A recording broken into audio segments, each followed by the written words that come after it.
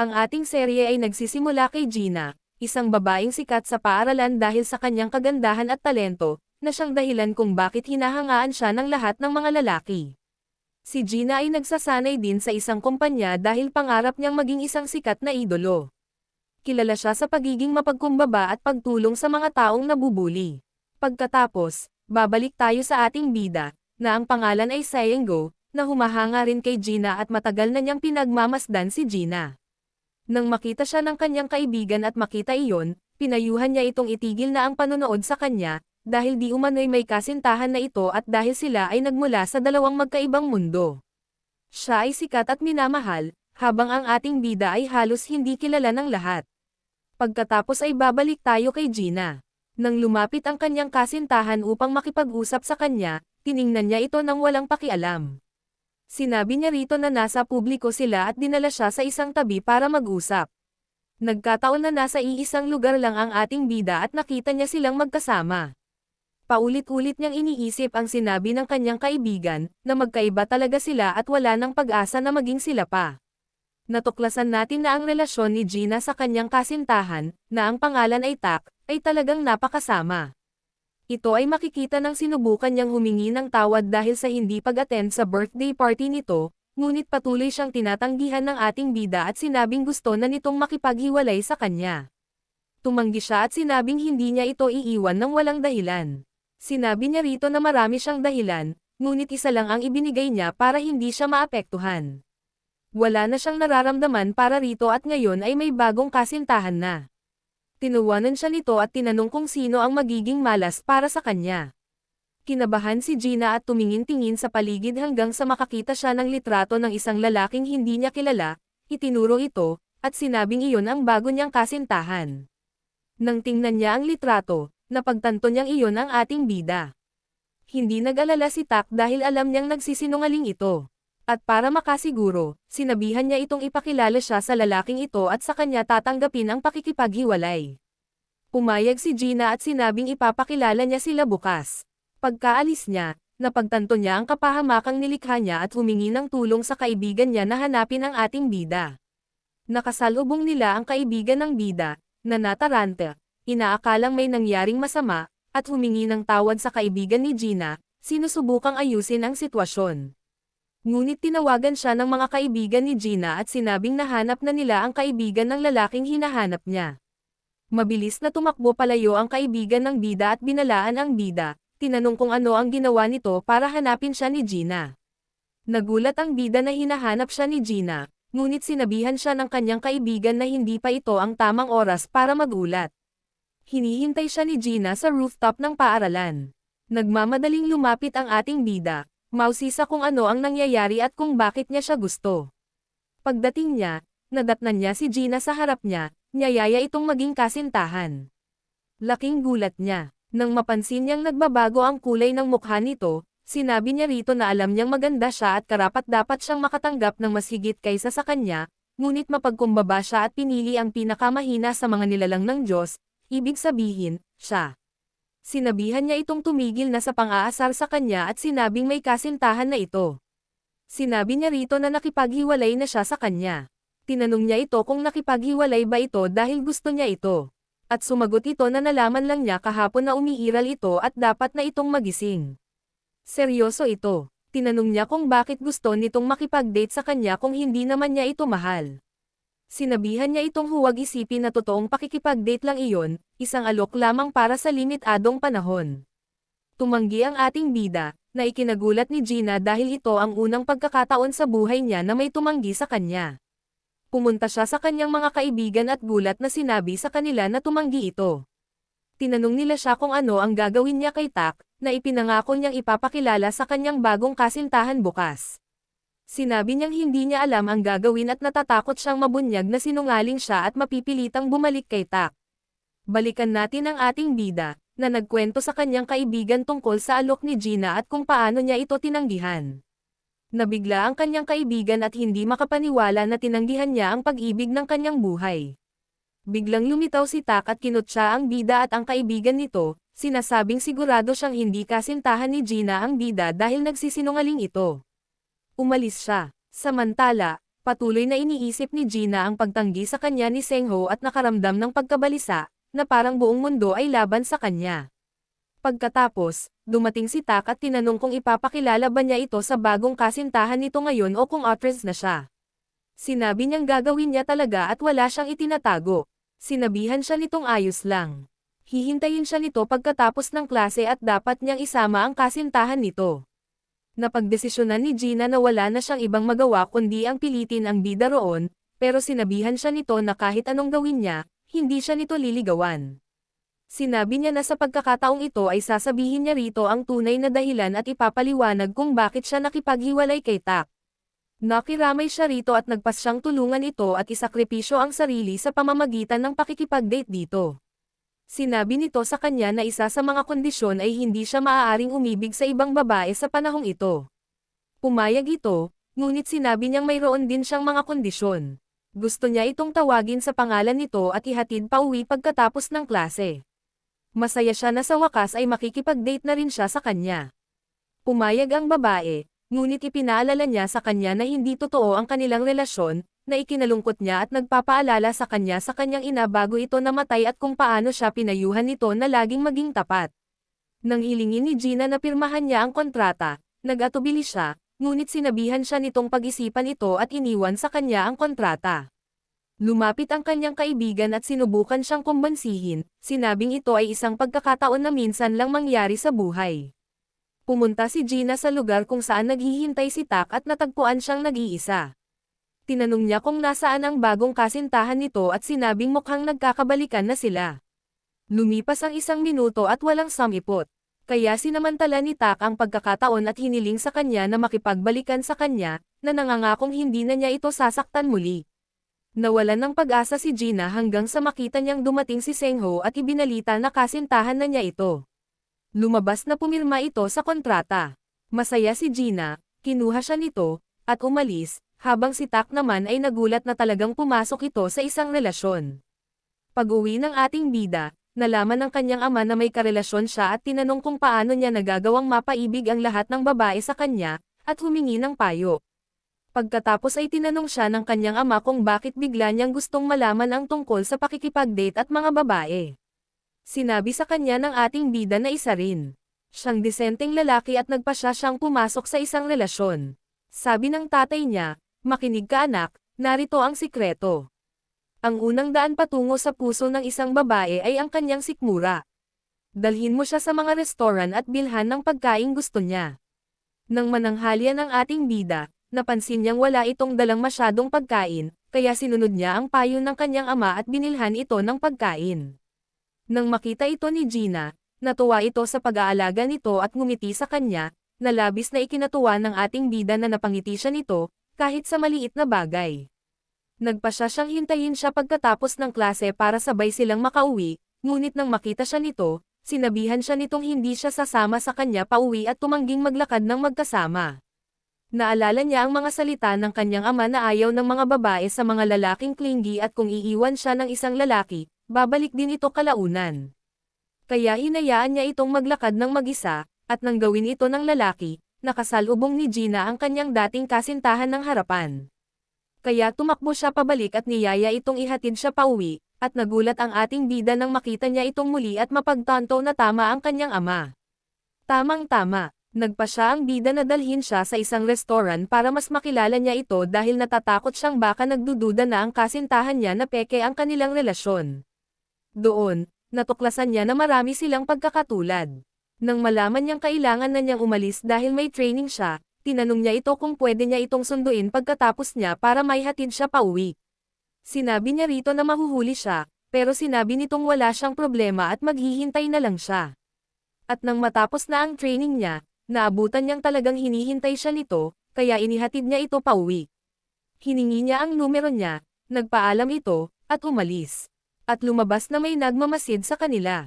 Lumabas si Gina kasama ang kanyang mga kaibigan at patuloy na tinawagan ang bida, sinabing nasa isang kalapit na kafe siya, at niyaya itong pumunta. Pagkatanggap niya ng mga mensahe, dali-dali siyang pumunta roon at isinama ang kanyang kaibigan. Nagsimulang kumilos ng kakaiba ang kanyang kaibigan, na ikinainis ng kaibigan ni Gina, na nagngangalang Hana, na hindi na makatiis sa bida at patuloy na nagpupumilit na umalis sila. Nainip din si Gina at sinabing dapat na silang umalis. Dito pumapasok ang bida, sinasabi sa kanila na may isang malapit na lugar na nagbebenta ng napakasarap na pagkain at niyaya silang sumama sa kanya. Pinalayas ang kanyang kaibigan dahil ito ang kanilang sikretong lugar, at hindi niya maaaring dalhin si Gina doon. Masaya si Gina na nakasama niya ito sa isang espesyal na lugar. Kapag pumunta sila roon at sinubukan ang pagkain, gustong-gusto nila ito. Nagsisimula ring magustuhan ng kaibigan ni Gina ang kaibigan ng bida, at mukhang may something sa pagitan nila sa lalong madaling panahon. Nang matikman ni Gina ang pagkain, nagustuhan niya talaga ito, kaya iminungkahi ng bida na maglaro rin sila. Naglaro si Gina at nag-enjoy. Niyaya niya itong magpakuha ng litrato ng magkasama. Nang mapagtanto nilang uuwi na ito, sinabi niyang sasamahan niya ito sa pagkakataong ito, at inihatid niya ito pauwi sa bahay nito. Nang sabihin niyang sasamahan din niya siya, sinabi niya sa kanya na 18 taon na rin naman siyang naglalakad ng mag-isa. Hinubad niya ang kanyang jacket at ibinigay ito sa kanya para isuot dahil hindi siya maghahatid sa kanya pauwi at malamig ang panahon. Nagulat ang bida sa kanyang ikinilos, ngunit kasabay nito ay naantig siya. Nakita ni Tak ang bida at kinuhanan pa ito ng litrato habang katabi niya si Song, na ikinagalit niya. Pumunta kami sa bida, na nagdesisyong ibalik ang jacket sa ating bida. Kasabay nito, nakita niya ang kanyang dating kasintahan na binubuli siya, ngunit dumating siya sa oras, nakita sila, at binalaan si Tak na huwag abalahin ang kanyang kasintahan o isipin na saktan ito. Sinabi niya sa kanya na kung may gagawin itong anumang bagay na magpapagalit sa kanya muli, handa siyang gawin iyon. Sinabi ni Tak na nagdududa na siya sa kanilang relasyon at papatunayan niya ito sa sarili niyang paraan. Sinabi niya sa kanya na hindi na siya babalik sa kanya para linawin iyon. Pagkatapos ay lumapit kay Song at pinakain ito ng passes, na ikinagulat ng ating bida sa ginawa nito, ngunit kinumpirma sa kanyang dating kasintahan na sila talaga ay magkasama. Pumunta tayo sa ating bida, na nagalit dahil hindi sumunod ang bida sa kanilang mga patakaran. Tinawag niya itong bobo at tanga, iniwan siya, at lumayo. Dumating din ang kanyang mga kaibigan at pinapuna siya, sinasabing mali ang kanyang ginawa. Sinabi niya sa kanila na ito lang ang solusyon, kahit hindi naman talaga. Pumunta tayo sa baboy na si Tak, na galit sa nangyari at ipinakitang hindi siya mabuting tao. Napagdesisyonan niyang dapat niyang mabawi si Gina at gagawin ang lahat para magustuhan siya muli nito, ngunit hindi interesado ang bida at hindi siya binigyan ng anumang atensyon. Pumunta kami sa ating bida na si Song kasama ang kanyang kaibigan. Habang namamahagi sila ng mga gamit sa mga estudyante, niyaya sila ni Gina na kumain ng sabay, ngunit hindi siya pinapansin ni Song, nagalit dahil sa kanyang ginawa, at tumatanggi.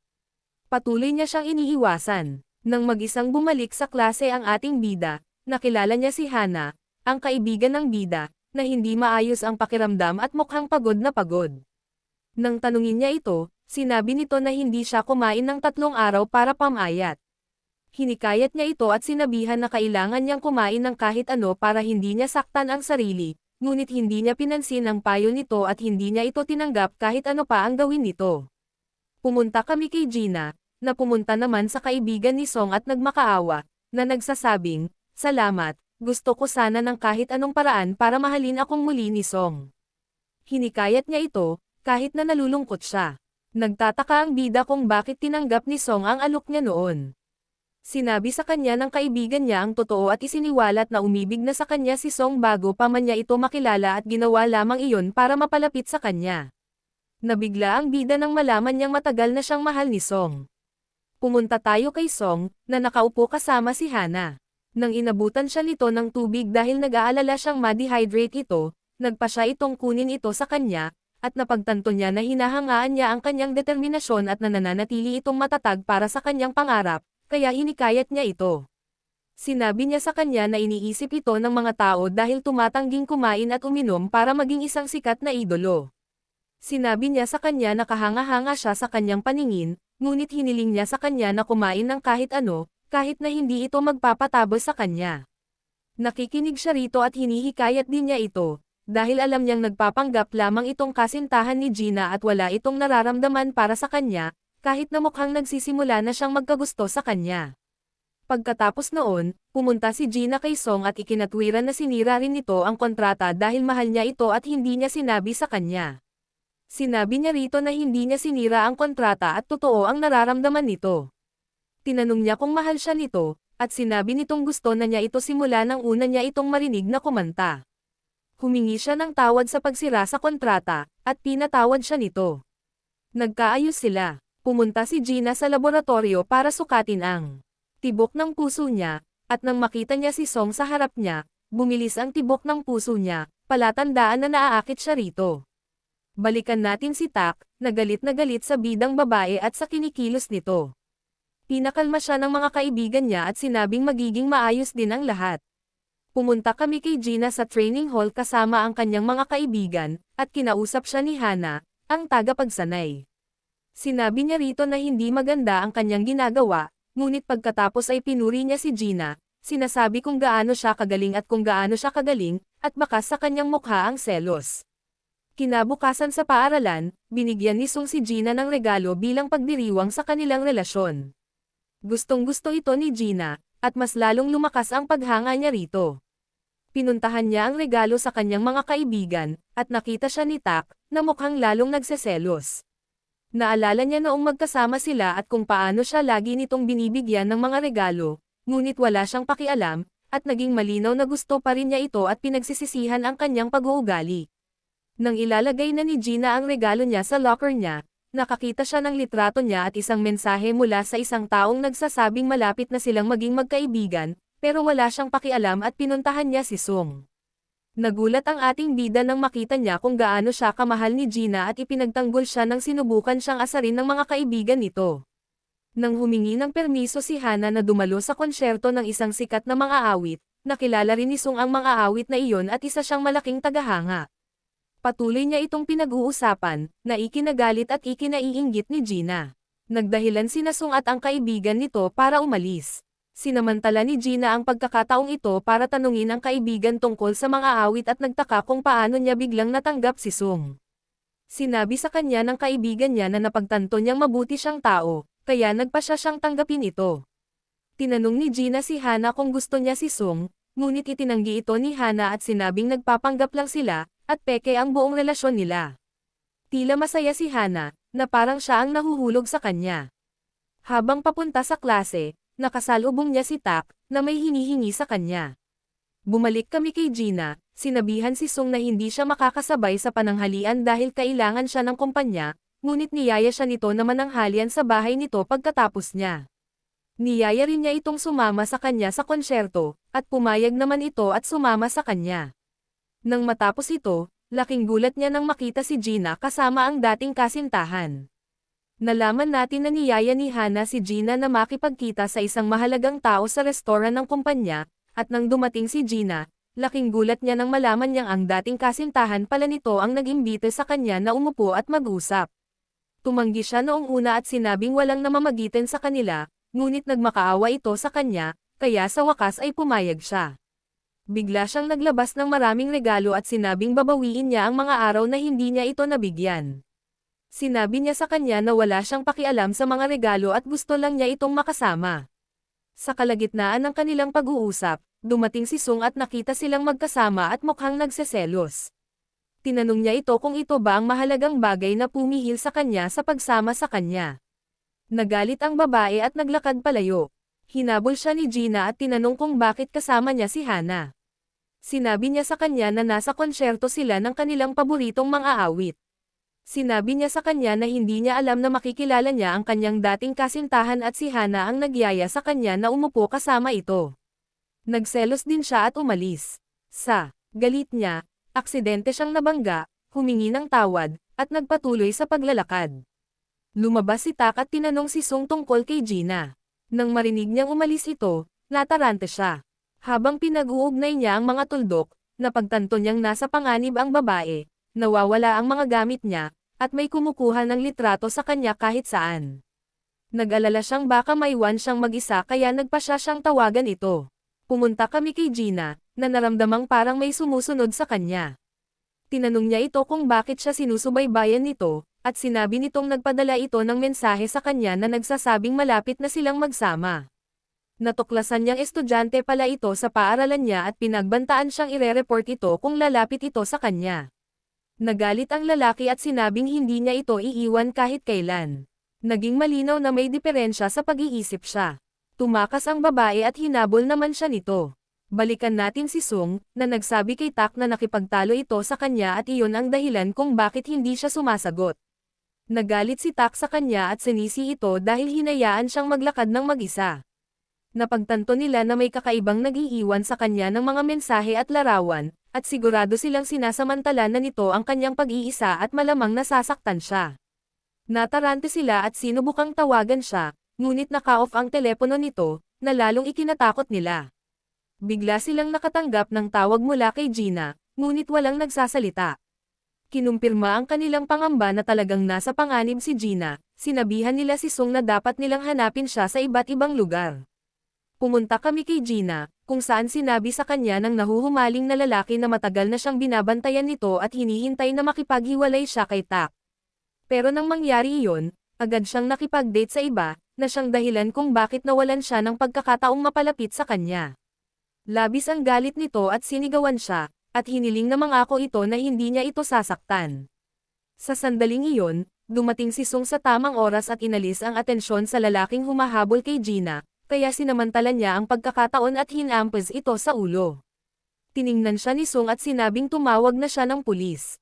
Nang marinig ng nahuhumaling na lalaki ang sirena ng pulis, tumakbo siya palayo at aksidenteng nabangga si Tak, na nagtanong kung may nakita ba siyang kakaiba, dahil kaibigan niya ito at hindi niya alam na siya pala ang sumusubaybay kay Gina. Ngunit bigla, nakita ni Tak ang mga litrato ni Gina sa kanyang bag at napagtanto niyang siya pala ang nahuhumaling, kaya nahuli nila siya at ibinigay sa pulis. Nagpasalamat si Tak kay Sung sa pagliligtas kay Gina. Umalis sila, at napansin ni Gina na nababagabag si Sung. Sinabi niya rito na hindi niya kasalanan iyon at dapat siyang maging masaya dahil dumating siya sa tamang oras at naging bayaning nagligtas sa kanya. Sinabi niya rito na napagdesisyonan niyang ihatid siya pauwi araw-araw, at talagang ginagawa niya iyon. Sa kasamaang palad, nalaman niyang naglalakbay ang mga magulang nito, kaya tinanong niya kung ayos lang ba sa kanya ang mag-isa. Tinanong niya ito kung gusto niyang pumasok sa loob at siguraduhin ang sarili niya, at syempre hindi siya tumanggi at sumama na lang sa kanya. Kinakabahan siya, kaya sinabihan siya nito na umasta kang parang nasa bahay ka lang, at niyaya siyang maghapunan. Nakita niya ang litrato nito kasama si Hana at nagtanong tungkol sa kanya. Sinabi nito sa kanya na 4 na taon na silang magkaibigan at si Hana ang matalik niyang kaibigan. Iniba niya ang usapan at sinabihan itong huwag mag-alala. Hanggat nandoon siya, dapat ay matutulog at makapagpahinga na ang babae. Wala pang 5 minuto, siya na ang nakakatulog. Napagtanto ni Gina na nagsisimula na. Talaga siyang magkagusto sa kanya. Kinabukasan sa paaralan, pinuntahan ni Gina si Tak at nagpasalamat dito. Sinamantala niya ang pagkakataon para tanungin kung maaari ba silang bumalik sa pagiging magkaibigan. Pagkatapos ay pupunta tayo sa kaibigan ni Gina, na nag-imbita sa kanya at sa kanyang mga kaibigan na magbakasyon sa bahay nito. Siyempre, pumayag sila. Sasama rin sina Sung at ang kanyang kaibigan. Bigla nilang nadatnan si Tak sa harap nila at napagtanto nilang sasama rin pala ito sa kanila. Nalaman ni Sung na sina Gina at Tak ay naging magkaibigan na ulit. Nakarating sila sa bahay ng kaibigan, at noong bakasyon, sila ay naglaro, nagbiro, at nagkaroon ng napakasayang oras. Habang nagluluto, biglang pumasok si Hana at nagtanong kung kailangan niya ng tulong. Malinaw na sinusubukan ng ating bida na mapalapit sa kanya, ayaw siyang mapahiya, kaya inutusan niya itong maghiwa ng sibuyas. Bigla, pumasok si Gina sa kusina, at labis na natuon ang ating bida sa kanya kaya't nakalimutan niyang naroon pa nga pala si Hana. Nagalit si Hana. Nang magtipon sila para maglaro, napagpasyahan nilang maglaro kung saan bumubulong ang lahat ng tanong sa tainga ng katabi nila at itinuturo ang taong dapat tanungin. Nang patuloy na sinasagot ni Gina ang pangalan ni Tak sa kaibigan ng bida, gusto nilang malaman ang mga tanong. Sinabi ng kaibigan na para malaman ang mga tanong, kailangan itong hampasin sa likod, at pumayag ang ating bida para malaman niya. Paulit-ulit siyang binabatukan hanggang sa dumating ang pagkakataon ni Hana, at tinanong siya ni Tak. Itinuro niya si Gina. Napagdesisyonan ni Gina na magalit nang malaman ang tanong, at sinabi ni Tak sa kanya na tinanong niya si Hana kung may gusto ba siya roon. Nagsimulang magtaka si Gina kung bakit pinili ni Hana si Sung, at halatang nagseselos at nagalit. Kalaunan, niyaya ni Sung si Gina na lumabas na magkasama. Kasabay nito, nakaramdam si Hana ng pananakit ng tiyan at nagmensahe kay Sung na inaanyayahan siyang sumama sa kanya sa Batika, ngunit wala ng baterya ang kanyang telepono. Samantala, sila ni Gina ay gumugol ng oras na magkasama at lalong naging malapit, at masaya siya. Nakita sila ni Hana na magkasama at nagalit, at umuwing galit. Nang tanungin ni Tak kung anong problema, sinabi niya rito na may pekeng kontrata sa pakikipag-date sina Gina at Sung, pero ngayon ay nagiging mas malapit na sila at umaarte na parang tunay na nagmamahalan. Kinabukasan, nang makita ni Gina si Sung, kinabahan siya at iniwasan ito. Habang namimigay sila ng pagkain, nagbiro si Gina at sinabing kukunin niya lahat, na ikinagalit ni Hana. Sinabihan niya itong makasarili at laging kinukuha ang lahat para sa kanyang sarili. Sa malupit na pagsasalita ni Gina sa kanya, hindi niya maintindihan kung ano ang nagawa niya para maranasan iyon. Bigla, kinuha ni Hana ang kanyang bag at umalis. Hinabol siya ni Tak at tinanong kung kinikilos ba niya ito dahil gusto niya si Sung. Inamin niya na oo. Sinabihan siya ni Tak na hindi siya dapat kumilos ng ganito at dapat maghintay ng tamang panahon, dahil kalaunan ay babalikan siya ni Gina, at pagkatapos ay maaari nang kunin ni Hana si Sung. Pumunta kami kay Gina noong training, kung saan nakita niya si Hana at humingi ng tawad, sinabing hindi niya sinasadyang kunin lahat ng pagkain. Hindi siya pinansin ni Hana. Bigla, dumating ang trainer at sinabing kailangan nila ng pera. Tumutol si Gina at sinabing noong pinirmahan niya ang kontrata sa kumpanya, hindi nakasulat na kailangan niyang magbayad. Sinabi sa kanya ng tagapagsanay na mahigpit sila sa panahon ng pagsasanay at tumatanggap ng pera mula sa mga trainee na hindi umuunlad, ibig sabihin ay si Hana, at hiniling sa kanya na maglipat ng pera sa manager ng kumpanya. Tumutol si Gina at sinabing kung tumatanggap sila ng pera, dapat nilang kunin ito sa lahat, hindi lang sa isang tao. Pero pinatahimik siya ng trainer at sinabing alam niya ang trabaho niya at may mga dahilan siya. Hindi na natiling tahimik si Gina at ipinagtanggol si Hana, pinuri siya at sinabing siya ang pinakamasipag na trainee at hindi pa siya nakakita ng kumpanyang tumatanggap ng pera mula sa mga trainee nito. Sinabihan ng trainer si Hana na magbayad at umalis na. Nabigla si Gina nang tumanggi si Hana na sumama sa kanya at sinabihan siyang kung gusto niyang sumama, dapat siyang mag-isa at pumayag na bayaran ang pera.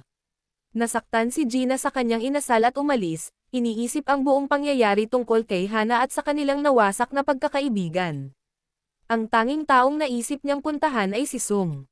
Pumunta kami kay Sung, na biglang nakakita kay Gina sa harap niya at nagtanong kung bakit ito nandito. Hindi ba dapat ay sa kumpanya niya ito nag-e-ensayo? Ikinwento niya kay Hana ang tungkol sa kanila ni Hana at kung ano ang nangyayari sa pagitan nila. Sinabi niya kay Sung na hindi siya ang may kasalanan at mabait siyang tao na ayaw manakit ng iba. Sabi niya, simula nang mapalapit siya rito, napagtanto niya kung gaano talaga ito kagaling. Tinanong niya ito kung ano ang gagawin niya ngayong umalis na ito sa kumpanya. Hindi raw niya alam, pero pangarap niya noon pa man ay maging isang sikat na idolo. Ipinakita niya sa kanya ang isang video na kinunan niya habang kumakanta ito at hiniling dito na i-upload ito sa YouTube. Sinasabing tiyak na makakahanap siya ng isang taong magpapahalaga sa kanyang talento. Tuwang-tuwa siya sa suporta nito. Nang umuwi si Gina at makilala ang kanyang kapatid, hiniling sa kanya ng kanyang kapatid na tawagan ang kanyang kasintahan dahil gusto niya itong makita at makilala. Sinabi sa kanya ni Gina na hindi talaga sila nagde-date at kasunduan lang iyon, pero inamin niyang umibig na talaga siya sa lalaki at pagkatapos ng kontrata, sasabihin niya sa kanya ang totoo at magde-date sila ng totoo. Pumunta kami kay Hana, na ang trainer ay lumapit sa kanya at sinabing tumanggi ang direktor ng kumpanya na magpatuloy sa team nang wala si Gina at hiniling sa kanya na ibalik siya. Galit na tumanggi si Hana at sinabing binura niya ang numero ni Gina at pinutol ang komunikasyon sa kanya. Nang panahong iyon, sinabi ni Gina kay Sung na nag-viral ang kanyang video at umani ng maraming views. Masaya si Sung na nakakamit na niya ang kanyang mga pangarap at gusto rin niya ito. Pupunta tayo kay Tak, na nagsabi sa isang panayam na may gusto siya sa isang babae, ngunit malayo ito sa kanya ngayon. Nakita ito ni Sung at napagtanto niyang si Gina ang tinutukoy niya. Pinuntahan niya si Tak at tinanong kung bakit niya nasabi iyon gayong hiwalay na sila. Ipinahiwatig ni Tak na mahal pa rin niya ito at babalikan niya ito, kaya dapat humanap si Sung ng iba. Sa sandaling iyon, natuklasan ng mga kaibigan ni Sung ang kontrata sa pagitan niya at ni Gina. Biglang may pumasok na ideya sa isip niya at pagkatapos ay nakatanggap siya ng mensahe mula sa coach, na nagpadala sa kanya ng link sa isang kanta ni Gina na sumikat. Sinabi rin niya sa kanya na galit ang manager dahil pinaalis niya si Gina sa kumpanya. Nang buksan niya ang link at basahin ang mga komento, nakita niyang pinupuri ng lahat si Gina, na lalong nagpainggit at nagpagalit sa kanya. Muli siyang lumapit kay Sung at niyaya itong makipag-date sa kanya pagkatapos matapos ang kontrata. Sinabihan siya nitong huwag magbiro tungkol doon at sinabing mas mabuti pang manatili silang magkaibigan. Inamin niyang seryoso siya at matagal na siyang umibig dito at hiniling dito na hintayin siya. Sinabi niya na kung hindi siya nito mahal, maaari silang nasa isang kontratang relasyon tulad ni Gina at nangakong magiging mabait sa kanya at hindi siya kailanman tatratuhan ng masama, ngunit tumanggi ito at sinabi sa kanya na mahal niya si Gina at kahit matapos ang kontrata, walang magbabago sa nararamdaman nito. Nagalit siya at sinabi sa kanya na ginawa niya ang lahat para mapalapit sa kanya at hindi niya maintindihan kung bakit ganoon na lang ang pagkabit nito kay Gina kahit nabastos ang pakikitungo nito sa kanya. Dumating si Gina at nakita sila at sinabing mananatili siya sa kanila at makikinig kay Hana at titingnan kung saan ito haantong sa kanyang kasintahan, ngunit nagpasya siyang isama si Sung at umalis. Bago umalis, napagtanto ni Hana na si Sung talaga ang kasintahan ni Gina at hiniling dito na huwag nang lumapit muli dito. Kinabukasan, isang kakaibang mensahe ang nakarating sa lahat ng mga estudyante sa paaralan at lahat sila ay nagsimulang tumingin kina Sung at Gina ng may kakaibang tingin. Nagtataka si Gina kung bakit nakatitig ang lahat sa kanya hanggang sa matuklasan niyang may lumabas na larawan ng kontrata nila ni Sung at nakita na ito ng lahat. Inakusahan nila siyang isang manlalaro at tagahabol ng lalaki na ginagawa lang ang gusto niya. Sinabi sa kanila ni Hana na sina Gina at Sung ay nasa isang kontratang relasyon, ngunit sa papel lamang at hindi nila mahal ang isa't isa, kaya sinisisi ng lahat si Gina sa paglalaro sa damdamin ni Sung at pagsasamantala sa kanyang pag-ibig. Pumunta kami kay Sung, na nakarinig ng tungkol sa iskandalo at nagmadaling lumapit sa kanya para walang mangistorbo sa kanya dahil sa mga tsismis. May hinayla siyang isang tao palayo at nalaman niyang siya pala ang dahilan ng paglabas ng kontrata at humingi ng tawad, sinabing kinuha niya ito sa bag ng babae noong may kinukuha siya. Sinabihan siya ni Sung na huwag mag-alala at kakausapin niya si Gina at titingnan kung ano ang nangyayari.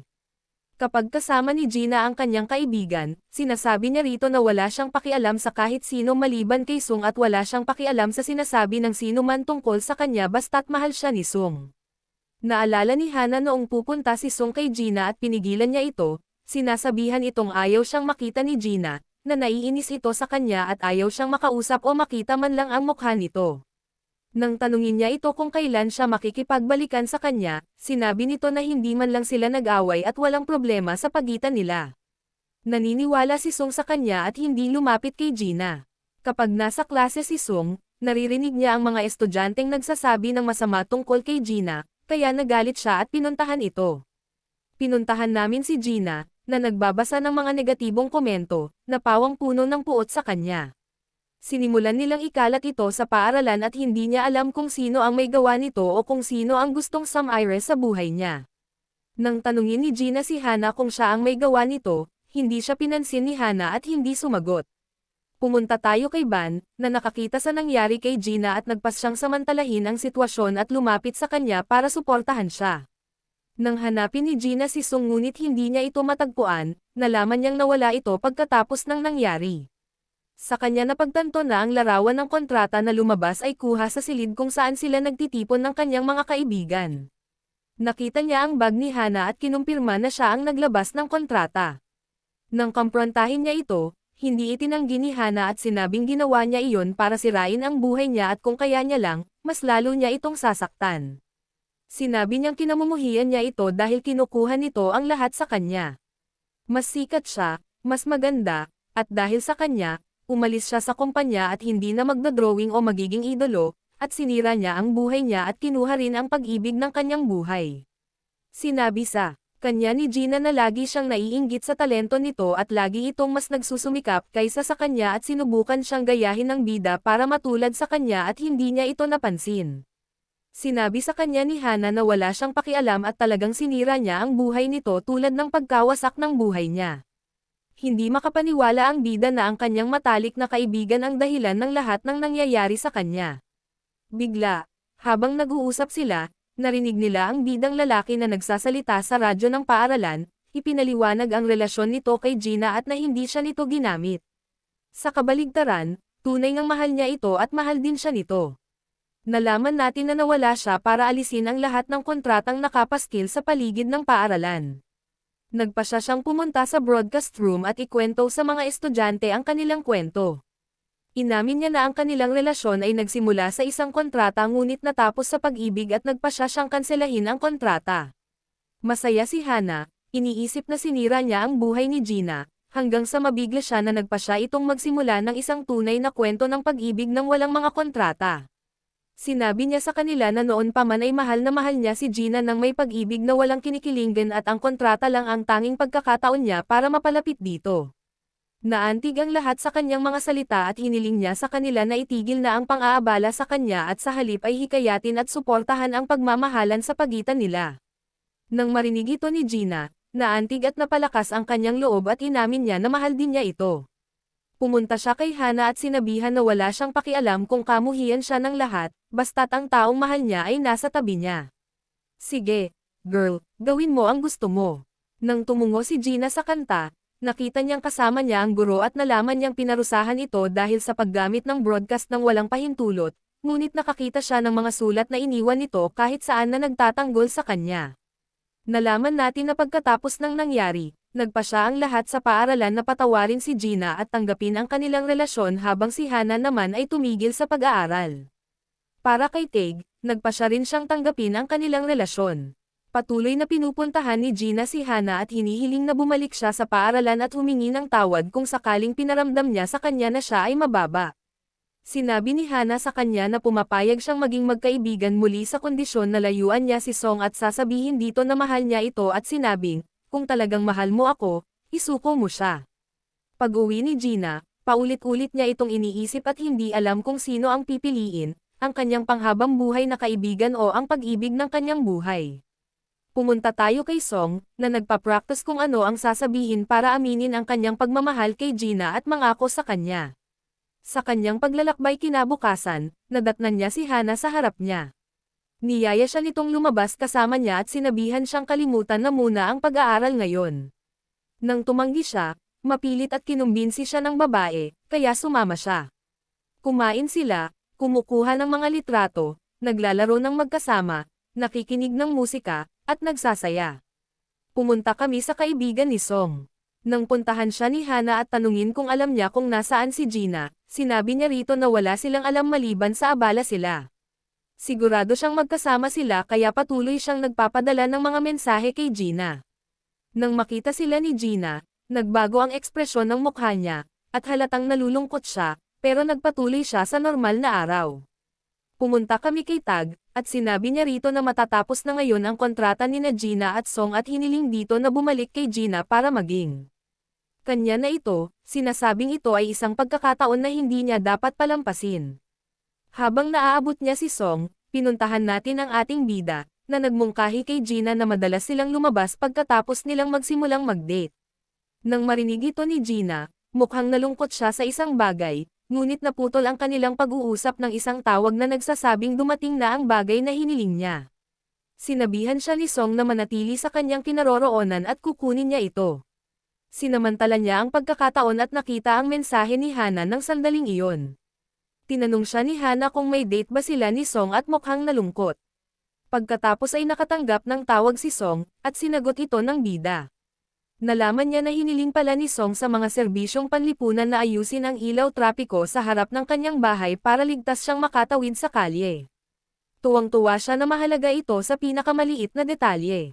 Mahal niya ito tulad ng pagmamahal nito sa kanya, ngunit hindi siya sumagot at umuwi ng mag-isa. Pagpasok niya sa paaralan kinabukasan, nag-iiwasan silang lahat at hindi nag-uusap. Nang magkita si Gina at tanungin siya nito kung nag-aaway ba sila ng kasintahan nito, sinabi nito na naghiwalay na sila at nagsimulang umiyak. Sinabi nito na pumunta siya para magkabalikan sila, ngunit matapos mapanood ang episode nito at makitang mahal na mahal nito si Song, nagpa siya itong manatiling kaibigan nito at tulungan itong makasama si Song. Sinabi niya rito na kung mahal niya ito, hindi siya dapat sumuko at kailangan niyang magsakripisyo para rito. Nagpasalamat siya rito at sinabing pag-iisipan niya ang sinabi nito. Pumunta kami sa bahay ni Song, kung saan hawak niya ang larawan ng kanyang ina at mukhang malungkot. Pumasok ang kanyang ama at nagtanong kung nakipaghiwalay na ba siya sa kanyang kasintahan. Tinanong ni Song kung paano niya nalaman, at sinabi sa kanya ng kanyang ama na halata naman ito at pinayuhan siya na kung tunay niyang mahal ang babae, hindi niya dapat hayaang mawala ito. Nagpa siya si Song na makinig sa kanyang ama at subukan sa huling pagkakataon. Pumunta kami sa aming bida, na iniisip si Song at inaalala ang kanilang mga alaala na magkasama. Nakatanggap siya ng tawag, nagbihis, lumabas, at nakipagkita kay Hana. Tinanong niya kung pumunta ito para aliwin siya, ngunit sinabi ni Hana, alam kong kaibigan kita, at dapat kang manatili sa tabi ko.